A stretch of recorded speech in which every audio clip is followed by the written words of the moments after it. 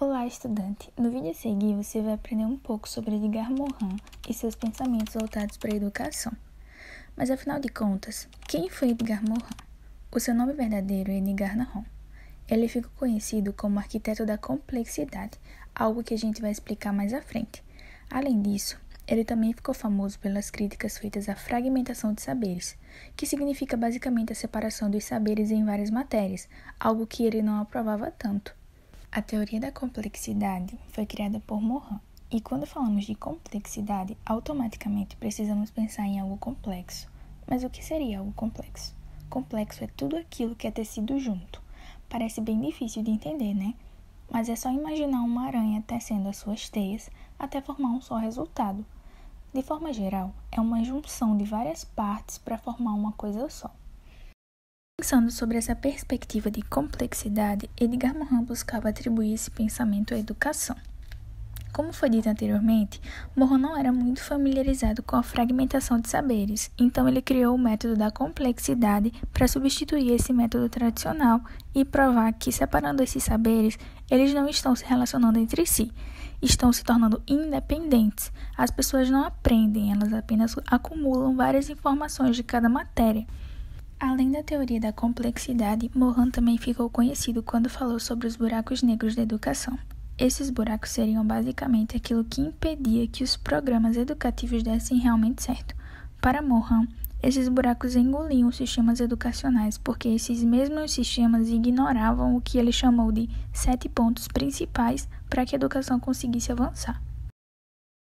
Primeiro ponto: entender que nenhum conhecimento é absoluto. Aquilo que a gente conhece é apenas uma tradução da realidade e todos nós podemos estar ameaçados pelos erros e pela ilusão. Para Morin, a educação para o futuro deveria ensinar os cidadãos a estarem cientes de que podem acontecer erros durante o processo de conhecimento e que era preciso elaborar saberes que preparassem essas pessoas para enfrentar esses problemas. Segundo ponto: conhecimento pertinente. Quando Morin cita o conhecimento pertinente, ele fala sobre o fato de que um conhecimento isolado na maioria das vezes não se torna tão útil. Um belo exemplo são as inúmeras coisas que aprendemos na escola e em momento algum conseguimos relacionar elas com as coisas que acontecem ao nosso redor. Fica muito mais fácil, por exemplo, aprender alguma coisa quando você consegue juntar isso com algo do seu dia a dia. É exatamente aí que entra a complexidade, a união entre o conhecimento e o contexto para que a pessoa de fato consiga entendê-lo. Terceiro ponto: ensinar a condição humana.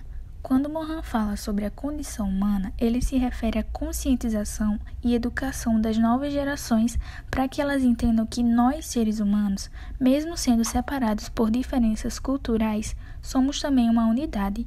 Somos unidos pela mesma raça, a humana, e todos temos sentimentos e razões.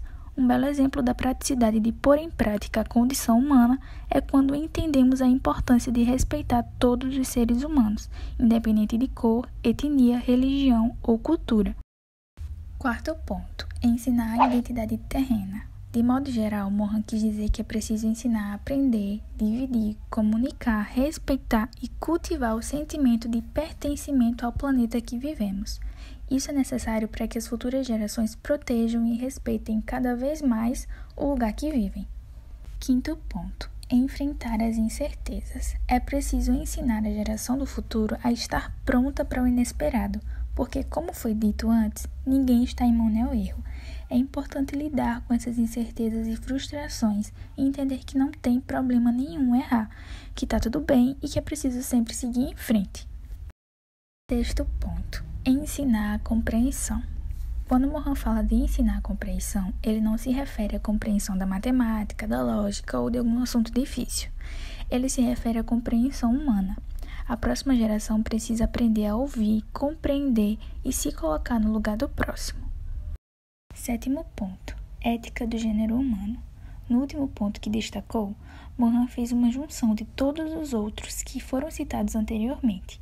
Para ele, a sétima coisa necessária para a educação no futuro seria uma junção de tudo: assumir o destino humano como incerto, trabalhar a humanização e entender suas particularidades e a dos outros indivíduos, e, além de tudo, desenvolver a prática da compreensão e solidariedade com o próximo.